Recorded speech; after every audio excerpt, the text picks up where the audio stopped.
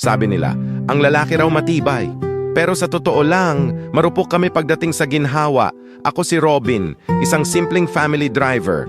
At ito ang kwento kung paano ko ipinagpalit ang lahat ng meron ako para sa isang panaginip. Nagsimula ang lahat sa loob ng sasakyan. Ang amo ko, si Ma'am Celeste. 40 anyos, napakaganda at higit sa lahat, napakayaman. Pero malungkot ang mga mata niya. Ang asawa niya kasi, laging nasa abroad, laging abala sa negosyo.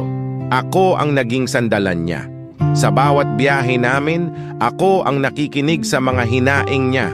Sa bawat luha niya, ako ang taga-abot ng tissue.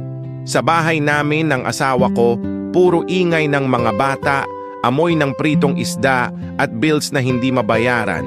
Pero sa tuwing kasama ko si Celeste, amoy expensive perfume, aircon at tahimik. Doon ako nadala.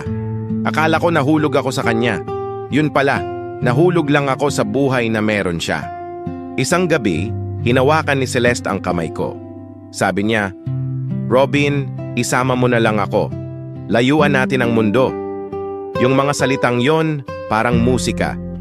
Pakiramdam ko, ako ang bida sa pelikula. Nakalimutan ko si Jenny, ang asawa ko.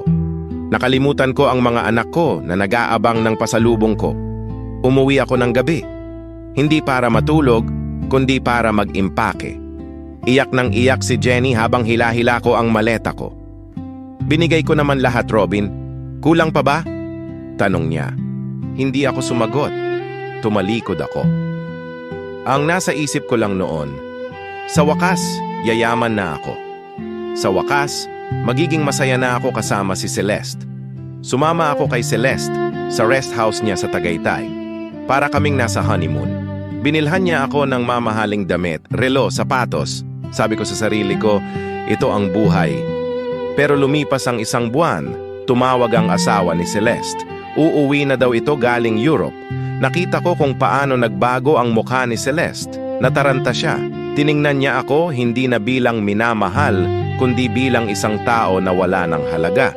"Robin," sabi niya habang inaayos ang gamit niya, "kailangan mo munang umalis. Uuwi ang asawa ko. Babalikan na lang kita kapag nakaalis na ulit siya." Parang binuhusan ako ng malamig na tubig. "Teka ma'am, akala ko ba tayo na? Iniwan ko ang pamilya ko para sa'yo." Tumigil siya.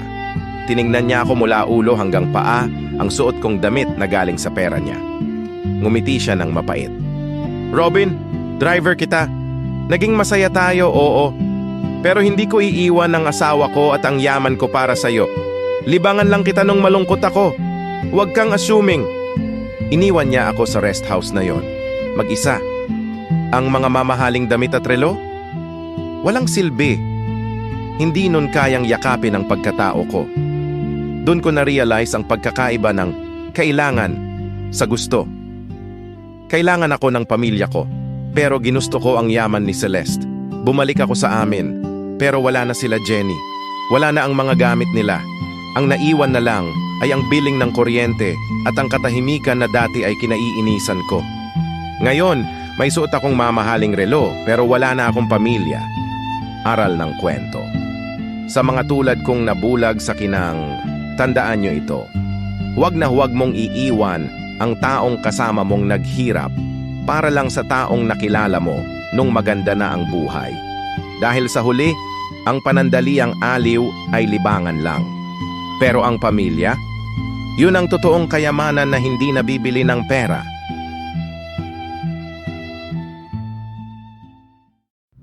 If you like this video, follow for more!